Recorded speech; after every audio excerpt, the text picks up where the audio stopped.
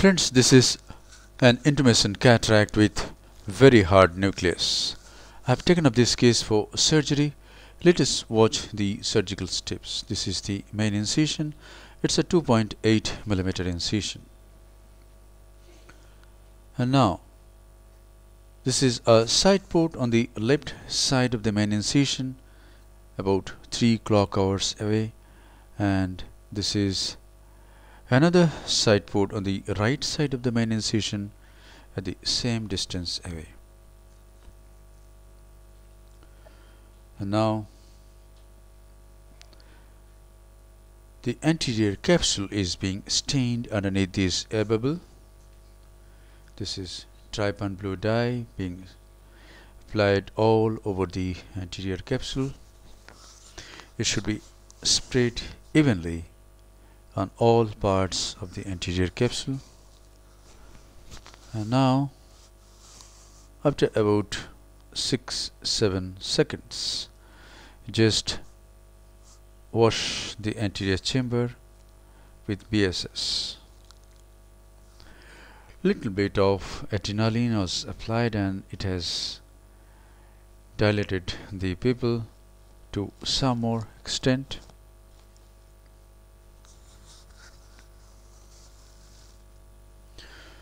And now capsular access. As the anterior capsule is punctured, we can see that some turbid fluid comes out, which indicates that the intralenticular pressure is high. To reduce this intralenticular pressure, very small rhexis is done first, and then some cortical lens matter is aspirated through this small opening. And if some cortical matter is aspirated, what happens is the intralenticular pressure decreases drastically and the cataract becomes just as a non-intumescent cataract.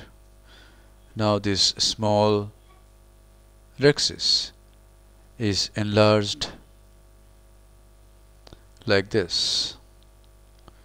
Make a nick at the margin of this small rhexis, hold this tag with your trita, go all around and make an adequate sized rhexis. While the utreta is used, keep an upward thrust on the anterior lip of the main incision, and leakage of viscoelastic substance will be very minimal. And now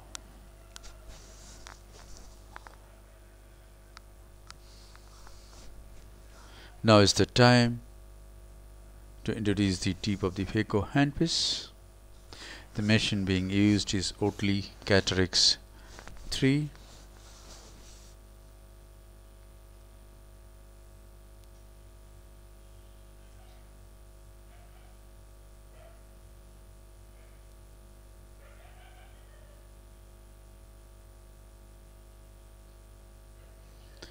Now this is direct job.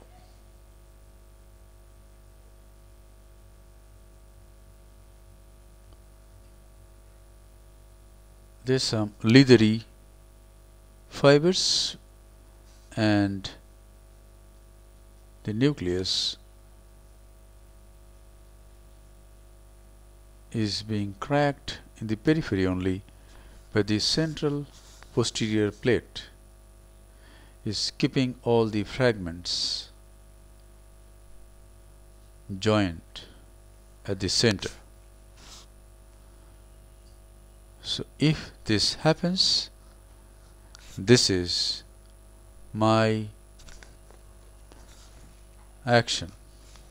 What I do is I inject some viscoelastic substance, take a Sensky hook in my right hand, the chopper is there in my left hand, and with these two instruments I separate the pieces like this.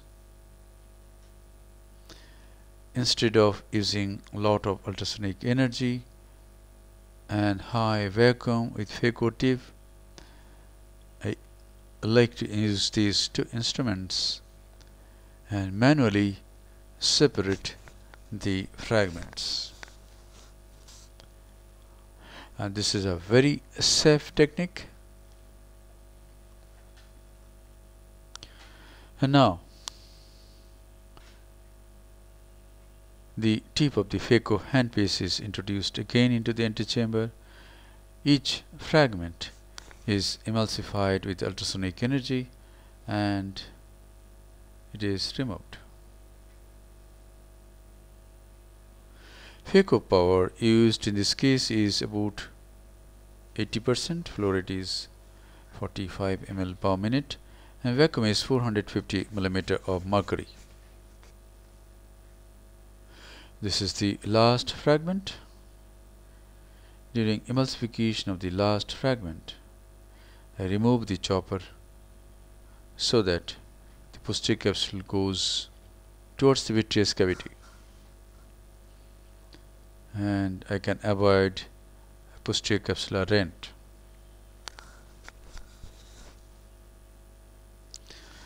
And after injecting viscoelastic substance, the cortex is removed. I'm using a 23 gauge Simcoe cannula to remove the cortical matter. See, just I touched the iris at 5 o'clock and immediately the pupil has become small. After injecting viscoelastic substance, I'm implanting a hydrophobic acrylic intraocular lens in the capsular bag.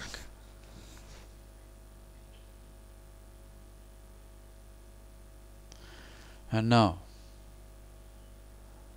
the lens is dialed into a desired position and then thoroughly the viscoelastic substance is removed. First I use Simcoe cannula and then this bimanual irrigation aspiration. Thorough removal of viscoelastic substance is very essential, very mandatory, because otherwise the intraocular pressure will rise and patient will not be at all comfortable.